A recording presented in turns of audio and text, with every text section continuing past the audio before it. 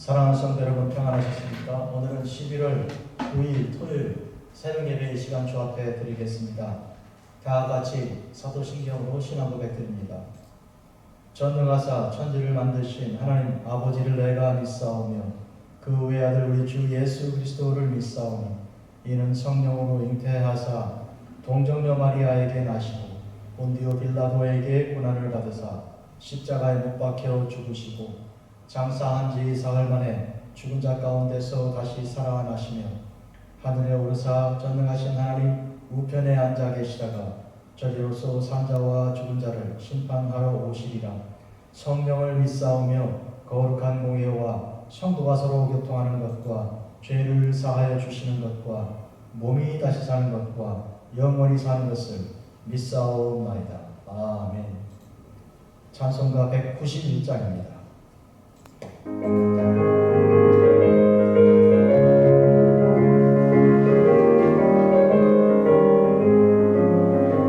내가 매일 기쁘게 순례의 길에 가는 주의 발이 나를 안보하며 내가 주의 큰 복을 받는 참된 비결은 주의 영이 함께함이라.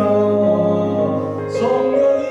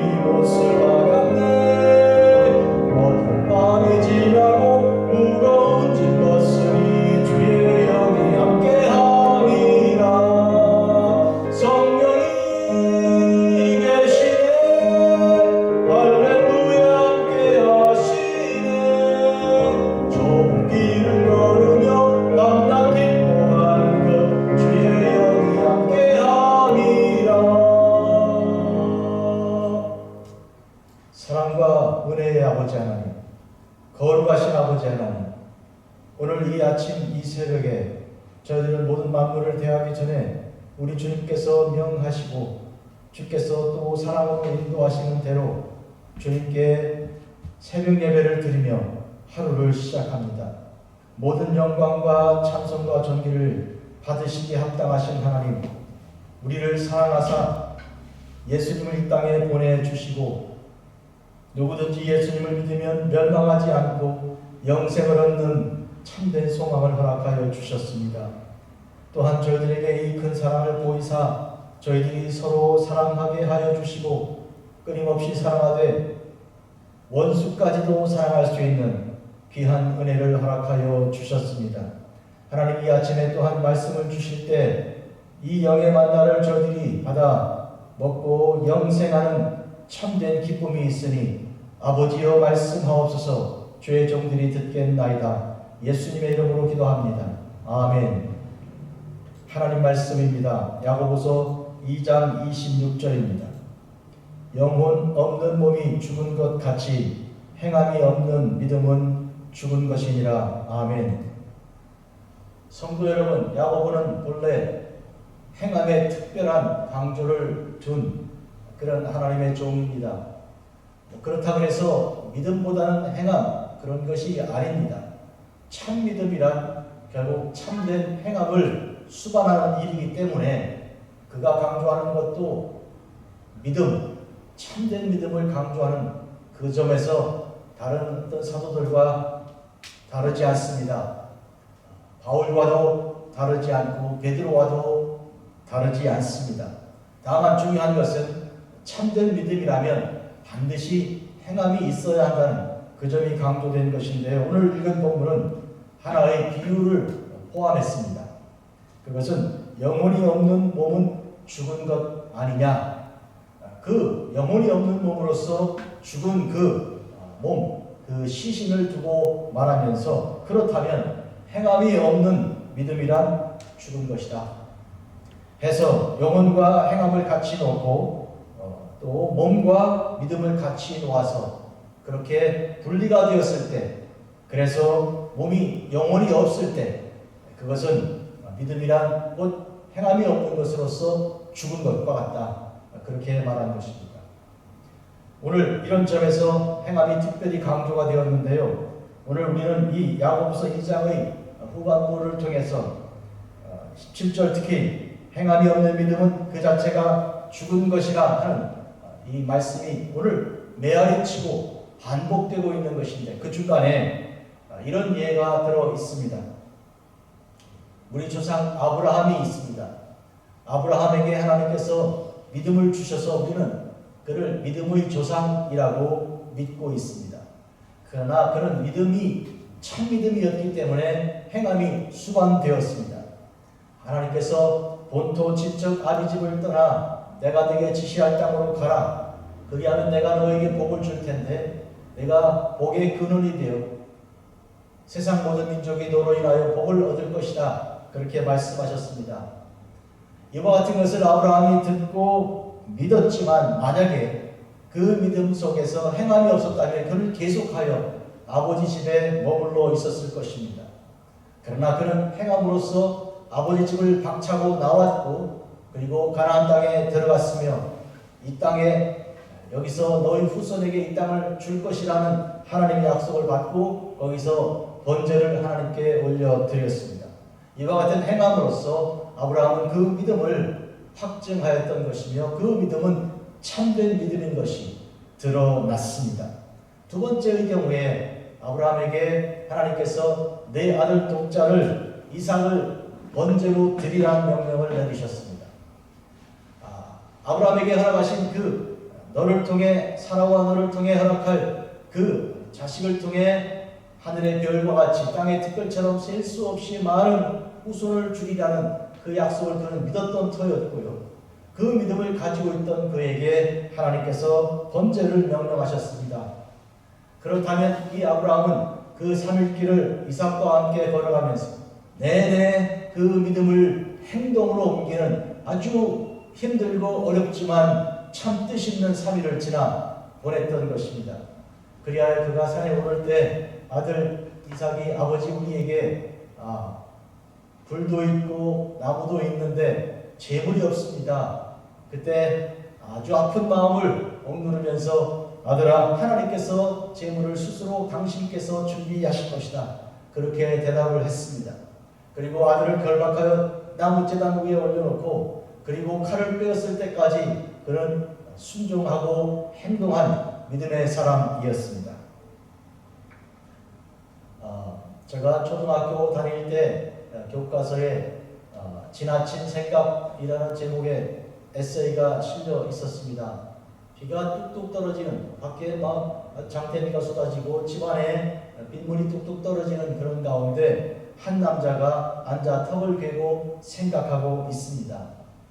왜 오늘 하필이면 남의 집도 아니고 우리 집에, 그것도 안방에서 빗물이 떨어지고 있는가? 그리고 이것은 왜 이렇게 되었는가?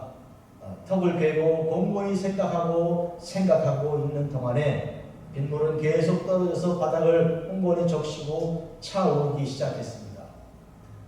지나친 생각, 이것은 생각에 머물러 있을 때, 행동이 없을 때 붙이는 것입니다. 만약에 행동이 적절하게 따라온다면 그는 생각을 충분히 한 것이기 때문에 그 생각이 지나쳤다고 말할 수는 없겠습니다. 이와 같이 생각이 행동을 수반하지 않는다면 그 생각은 말하자면 평가를 제대로 받을 수 없는 것입니다. 그렇다면 우리는 이와 같이 행동을 통하여 순종함을 통하여 우리 믿음이 참 믿음인 것이 드러나야 할 것입니다. 나무에게는 열매입니다. 열매는 사람에게 있어서 행동입니다. 행동이 곧 그 사람의 본질된 그 나무됨을 말하자면 증거하는 것입니다.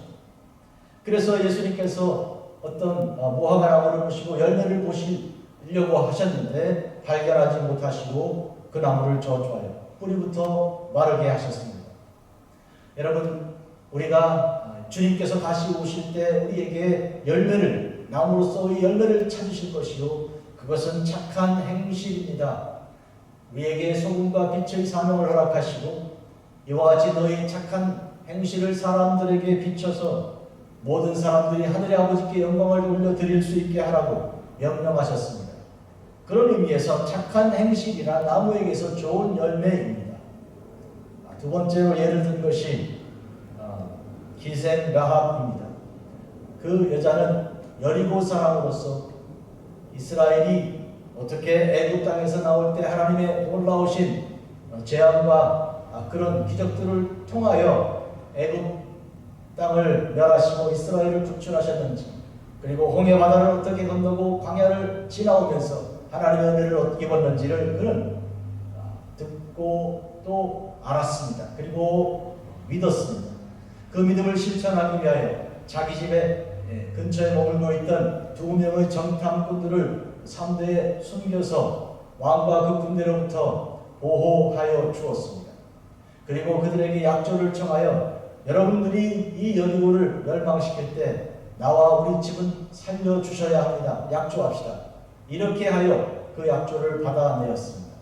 만약에 기생라합이 하나님의 그 위대하심과 그 하시는 그 일에 대한 믿음만 가지고 있었고 그 정탐꾼들을 살려보내는 행동을 하지 않았더라면 그와 그의 집이 말하자면 하나님께서 여리고를 멸망시킬 때 구원받는 일은 결코 없었을 것입니다.